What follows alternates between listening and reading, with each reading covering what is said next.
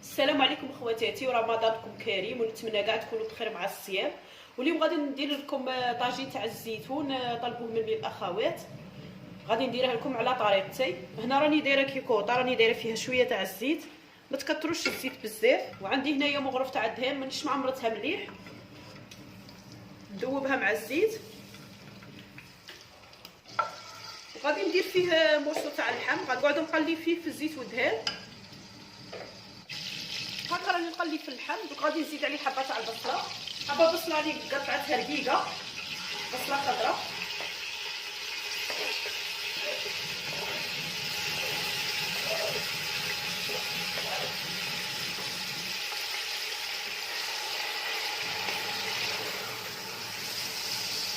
البصله تبغوا ثاني ترابوها، ولي تبغي تقطعها ولا ترابيها غير كيف كيف.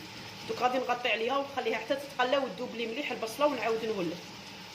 وكي تتقلى لي البصله مليح غادي نزيد زوج فصوص تاع الثوم رابيتهم كيما راكم تشوفوا فيهم، يعطي بنه شابه للزيتون. اللي ما يبغيش يدير الثوم ما يديرهش، بصح يمد بنه شابه للمرقه تاع الزيتون. غادي نحرك، نزيد عليه الملح، شويه حرور كحل، شويه سكينجبير. اللي ما يبغيش يدير سكينجبير تقدروا ديروا عود تاع القرفه.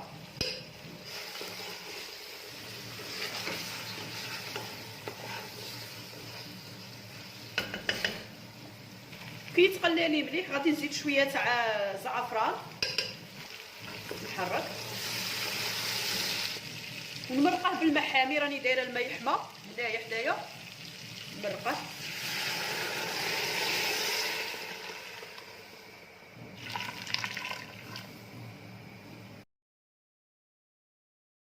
الزيتون راه عندي هذا النوعيه، الزيتون الاخضر شريت من النوعيه الكبيره، بيته في الماء باش تروح له المروريه والملح تاعه. ومن بعد قطعته وحدي كيما هكا، درتها شرائح، قطعتها شويه غليظ. دروك هنا اللحم راه يغلي، غادي نضيف عليه الزيتون.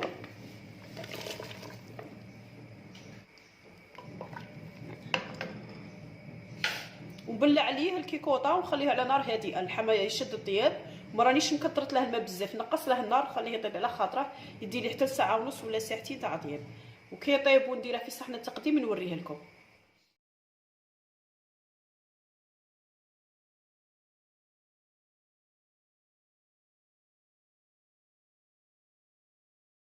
وهذا هو الزيتون تاع نهار اليوم، طبق الزيتون المحمر بالزيتون، يجي شباب بزاف، يجي كيما تاع الاعراس.